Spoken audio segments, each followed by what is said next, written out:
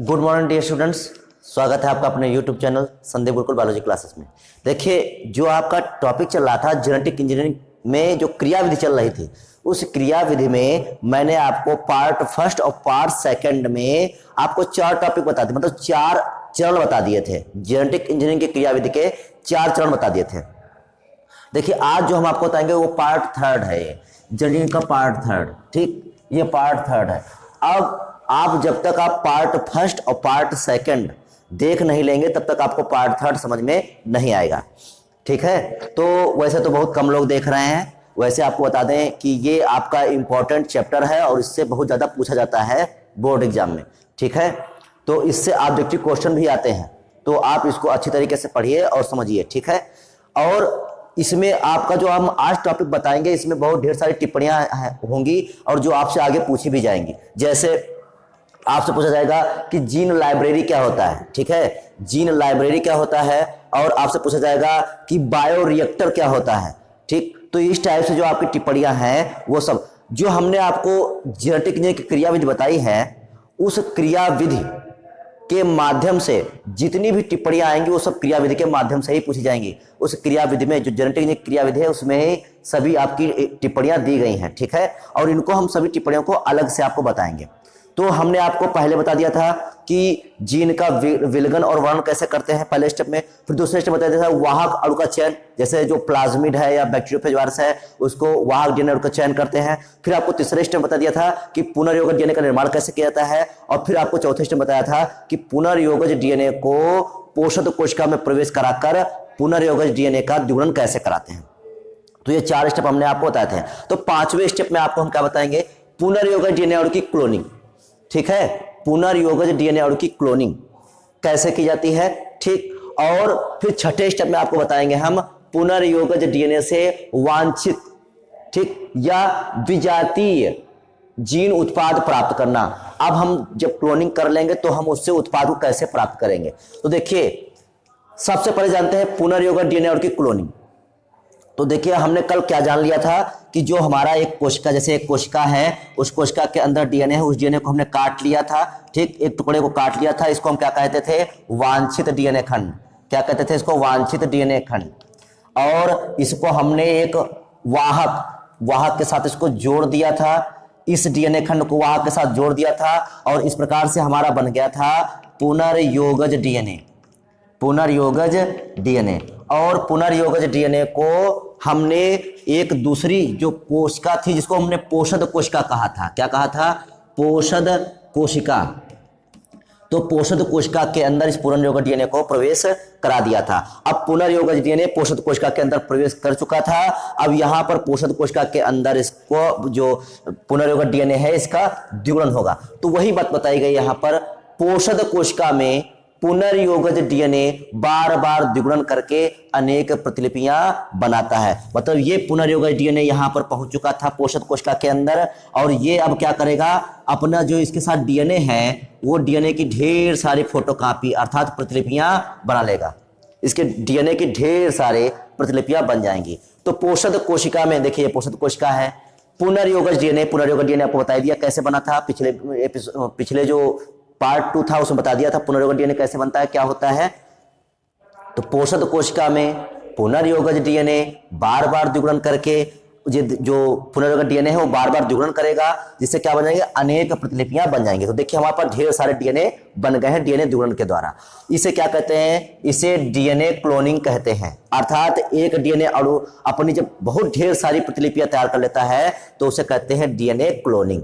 अब इस क्रिया में पुनर्योगज डीएनए अणु, जो पुनर्योगज डीएनए अणु था, तैयार होते हैं, पुनर्योगज डीएनए अणु तैयार होते हैं, इसे जीन लाइब्रेरी कहते हैं। मतलब जितने भी ये डीएनए तैयार हुए हैं, जितने भी ये डीएनए तैयार हुए हैं, इसे क्या कहेंगे, अब जीन लाइब्रेरी कहेंगे। क्या कहेंगे, जीन लाइब्रेरी।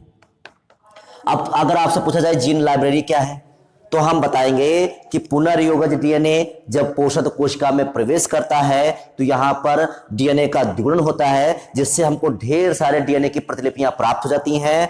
इन्हीं डीएनए खंडों को जीन लाइब्रेरी कहते हैं। तो देखिए, अगर आपसे टिप्पणी पूछी जाती है तो हमने आपको बता दिया कि जीन लाइब्रेरी क्या होता है। फिर से बताते हैं जीन लाइब्रेरी की परिभाषा क्या होती है कि वांछित डीएनए खंड को जोड़कर पुनर्योगज डीएनए का निर्माण किया जाता है। पुनर्योगज डीएनए को पोषक कोशिका में प्रवेश कराया जाता है और पोषक कोशिका में पुनर्योगज डीएनए बार बार द्विगुणन करके अनेक प्रतिलिपियां बनाता है, बहुत ढेर सारी प्रतिलिपियां बना देता है। इसे ही क्या कहते हैं? जीन लाइब्रेरी कहते हैं। तो ये आपका टॉपिक हो गया। ठीक, तो आप समझ गए होंगे कि जीन लाइब्रेरी क्या है। ये टिप्पणी पूछी जाती है आपसे बोर्ड में। तो ये हो गया पुनर्योगज डीएनए अणु की क्लोनिंग, कैसे क्लोनिंग की जाती है। अब अगला स्टेप देखते हैं, पुनर्योगज डीएनए से वांछित विजातीय जीन उत्पाद प्राप्त करना। अब देखिए, हमारे पास डीएनए है।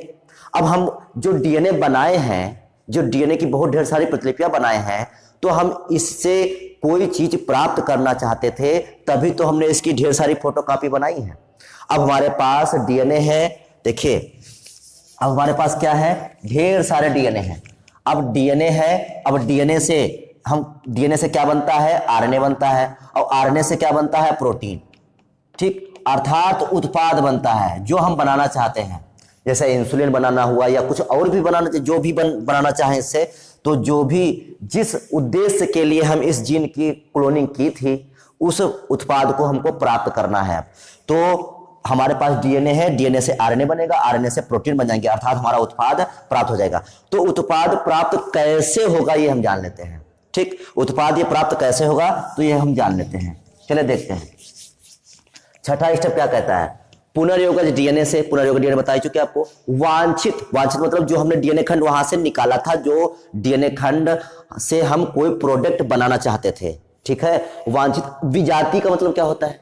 विजाति, देखिए दो चीजें होती है, एक सजातीय और दूसरा विजातीय। सजातीय मतलब जिसकी, जैसे मान लीजिए हमने ये वाहक प्रयोग किया प्लाज्मिड, और जो डीएनए खंड निकाला, मान लीजिए ये वाहक भी बैक्टीरिया का है और ये डीएनए भी बैक्टीरिया का है। जब दोनों डीएनए को हमने जोड़ दिया, दोनों डीएनए को जोड़कर एक नया डीएनए तैयार किया, पुनर्योगज डीएनए तैयार किया। एक नया पुनर्योगज डीएनए जब तैयार किया, ठीक, जैसे इस डीएनए खंड को हमने यहां पर जोड़कर एक पुनर्योगज डीएनए तैयार किया, तो अब देखिए ये डीएनए खंड भी बैक्टीरिया का, ये डीएनए भी बैक्टीरिया, मतलब ये प्लाज्मिड बैक्टीरिया का। तो जो तैयार होगा वो कैसा होगा? सजातीय होगा, सजातीय पुनर्योगज डीएनए होगा। क्यों? क्योंकि दोनों डीएनए की जातियां कैसी हैं? समान है। तो ये जो नया डीएनए तैयार होगा, जिसको हम पुनर्योगज डीएनए कहेंगे, तो वो कैसा कहलाएगा? सजातीय पुनर्योगज डीएनए कहलाएगा। अगर यही एक डीएनए खंड मनुष्य का हो, मान लेते हैं मनुष्य का है, और दूसरा प्लाज्मिड बैक्टीरिया का हो, तो देखिए मनुष्य का डीएनए अलग हो गया और बैक्टीरिया का जो प्लाज्मिड है, जो डीएनए है, वो अलग हो गया। तो दोनों डीएनए अलग अलग हो गए, तो उसे बोलते हैं विजातीय डीएनए। ठीक है, तो बात समझ गए होंगे सजातीय और विजातीय को। तो देखिए, पुनर्योगज डीएनए से वांछित विजातीय जीन उत्पाद प्राप्त करना। अब हम प्रोडक्ट प्राप्त करेंगे। ठीक, तो हम क्या करेंगे? तो हमको दो, इसके लिए हमको अगर कोई प्रोडक्ट बनाना है तो उसके लिए हमको दो अनुकूलतम कंडीशन चाहिए, दो परिस्थितियां अनुकूल चाहिए। एक तो वांछित जीन को क्लोन करने के लिए हमने यहां पर क्लोन बनाए थे ढेर सारे, तो इसके लिए भी परिस्थितियां अनुकूल चाहिए कि नहीं चाहिए। अगर डीएनए खंड द्विगुणन कर रहा है तो परिस्थितियां अनुकूल होनी चाहिए। अगर परिस्थितियां अनुकूल नहीं होंगी तो हो सकता है कि डीएनए का द्विगुणन ही ना हो, अर्थात डीएनए के क्लोन ही ना बने। तो हमको वांछित जीन को क्लोन करने के लिए अनुकूलतम परिस्थितियां चाहिए, साथ में प्रोटीन की अभिव्यक्ति को प्रेरित करने वाली परिस्थितियां चाहिए। ऐसा क्योंकि हम डीएनए से आरएनए और आरएनए से प्रोटीन जब बनाएंगे तो उसके लिए भी हमको अनुकूल परिस्थितियां चाहिए। तो दो चीजों के लिए हमको अनुकूल परिस्थितियां चाहिए। अब इसको लिखेंगे कैसे, अभी बताएंगे आपको। ठीक, तो वांछित जीन को क्लोन करने के लिए प्रोटीन की अभिव्यक्ति को प्रेरित करने वाली परिस्थितियों को अनुकूल बनाने के बाद, हम दोनों परिस्थितियों को अनुकूल बना लेंगे। अनुकूल बनाने के बाद उत्पाद को प्राप्त किया जा सकता है। हम दोनों परिस्थितियों को अनुकूलित कर लेंगे और अनुकूलित करने के बाद हम प्रोडक्ट को प्राप्त कर सकते हैं। ठीक, अब हम प्रोडक्ट को प्राप्त तो कर रहे हैं। ठीक, अब हमने क्या किया था? इस जीन की क्लोनिंग कहां कराई थी? इस जीन की क्लोनिंग कहां कराई थी? पोषक कोशिका में, पोषक कोशिका में कराए थे। इस जीन की क्लोनिंग पोषक कोशिका में कराए थे। तो पोषक कोशिका का संवर्धन कहां करेंगे? इस कोशिका को भी तो पोषण चाहिए। ये जो कोशिका है इस ये डीएनए को तो पोषण दे रही है, ये पोषक कोशिका डीएनए को तो पोषण दे रही है, लेकिन क्या इस कोशिका को पोषण नहीं चाहिए? इस कोशिका को भी तो पोषण चाहिए, इसको भी तो हमको डेवलप कराना है। तो इस कोशिका का डेवलपमेंट कहां कराएंगे? हम डीएनए का तो डेवलपमेंट कोशिका के अंदर, पोषक कोशिका के अंदर करा रहे हैं, ठीक है, इतना समझ गए।